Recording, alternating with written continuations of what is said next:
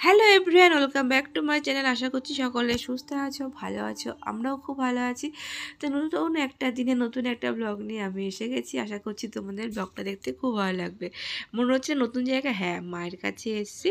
সকালটা আজকে ছাদের উপরেই শুরু করলাম। তো চা আর মুড়ি নিয়ে চলে এসেছি। আর হালকা হালকা রোদ পড়ছে, সকালটা মানে দারুণ জমে গেছে। তারপরে সকালে খাওয়া দাওয়া করে নিচে এসে দেখছি পিসি আমার জন্য পিঠে বানাচ্ছে। আমি এই সাদা পিঠেটা না খুব ভালোবাসি খেতে, সেই জন্য পিঠে বানিয়ে দিচ্ছে। তারপর পিসিকে বললাম আমাকে একটু দে, দেখি করতে পারি কিনা। আমি একটাই করব। তো আমি একটা করবো বলেছি, সে আমাকে বসিয়ে রেখে কোথায় চলে গেছে তার কোনো পাত্তা নেই। তো যাই হোক, আমি কিছুটা করলাম। দেখবো উনুনে না পিঠে বলো মাংস বলো দারুণ লাগে, আমার তো খুব সুন্দর লাগে খেতে। আর ভাবছিলাম পারবো কি পারবো না, না দেখছি পারছি, বেশ মজা লাগে আমার। তো এখানে আমি কয়েকটা বানিয়েছিলাম, তারপরে মাকে হ্যান্ড ওভার করে দিয়ে আমি একটু রেডি হয়ে নিলাম, কারণ আজকে কাকিমার বাড়ি যাব। সকাল থেকে কাকা ফোন করে যাচ্ছে। তো দিদি থেকে তো আগে যেতেই হবে, সেই জন্য দিদি আগে বসে পড়েছে ভাইয়ের বাইকে। তো ওদেরকে রেখে তারপর ভাই আমাকে নিতে এসেছিলো। তো ভাই একটু দোকানে বসেছে, কাকা ছিল না বলে। তো বুনু এত জ্বালাতন করছে, আমি একটা ক্লিপ কিনে সেটা ওর মাথাতে লাগাতে হবে। তো যাই হোক, সকালে টিফিন কাকিমা করেছে তরকা আর লুচি। তো সুন্দরভাবে আমরা তিনজনে এক জায়গায় বসে খেয়ে নিলাম। তারপর চলে গেলাম কাকিমার ফুলের বাগান বলবো না, এখানে অনেক কিছু আছে। তুলসী গাছ তো ভরে গেছে, পুরো বৃন্দাবন করে দিয়েছে। তুলসী গাছ, ফুল, অল্প একটু সবজিও লাগিয়েছে। আর এই যে মানে আসলে পরে হয় সব কিছু গুছিয়ে বেঁধে নিয়ে যাবে।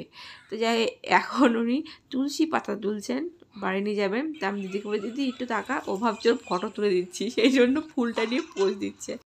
তো দিদি এখন সজনের ফুল তুলছে, তো সেটাও নিয়ে যাবে বাড়িতে। তো এখানে মোষের গাড়ি যাচ্ছিলো বলে আমরা সবাই বলছিলাম কী রে ওটাতে করে যাবি তুই, এইসব নিয়ে হাসাহাসি চলছিল আমাদের মধ্যে। তারপর বাড়ি চলে আসলাম ওদেরকে রেখে, বাবানকে রেখে যাচ্ছি। আমি একটু মামার বাড়ি যাব, আমার মামার বাড়ি। তো মামার ছেলের মেয়ে হয়েছিল, মানে আমার দাদার মেয়ে হয়েছিল, যাইনি এখনও দেখতে।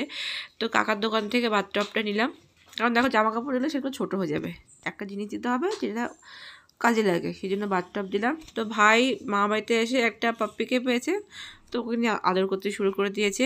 এই যে আমাদের পুচকি সোনা, একেই দেখতে আসা। তো একটু কানু কানু করছে, কারণ স্নান টান করে উঠলো তো এবার ঘুমোবে। তারপর আমি খেতে বসে গেলাম। মামি এবার উনুনে খাসির মাংস রান্না করেছিল, অসাধারণ হয়েছিল। আমি আবার বাইরে এসে বসলাম, বন্ধুদের সঙ্গে গল্প করছি আর খাচ্ছি। তো এই যে ঘুমিয়ে পড়েছে, পুরো ঘুমিয়ে কাদা হয়ে গেছে পিসির কোলে। তারপরে আমি বসে না থেকে আমাদের বাংলাদেশের বর্ডার দেখতে আসলাম। এটা হচ্ছে আমার দিদির মেয়ে। তো অনেক দিন পরে মামা বাড়ি এসেছি, তো এত সুন্দর লাগে না আমার এই রাস্তাটা। তারপরে ওখান থেকে ঘুরে বাড়ি চলে আসলাম। বাড়ি এসে দেখছি দিদি দাঁড়িয়ে আছে বাস স্ট্যান্ডে, বাস ধরবে বলে। ওর একটু আগেই ট্রেন আমার, সেই জন্য।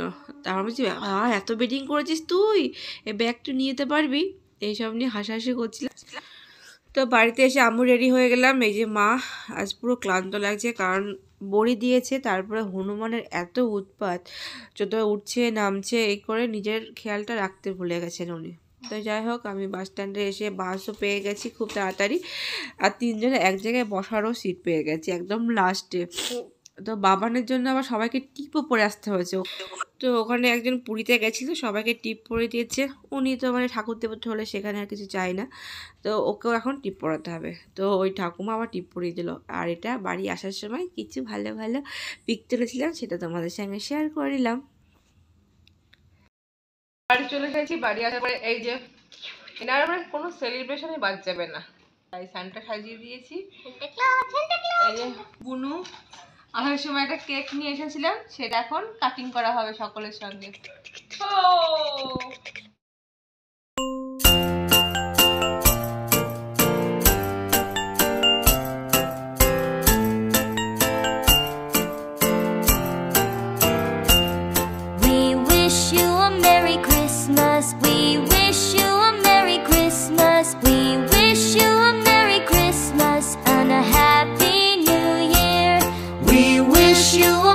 Christmas, we wish you a Merry Christmas, we wish you a Merry Christmas and a Happy New Year. We wish you a Merry Christmas, we wish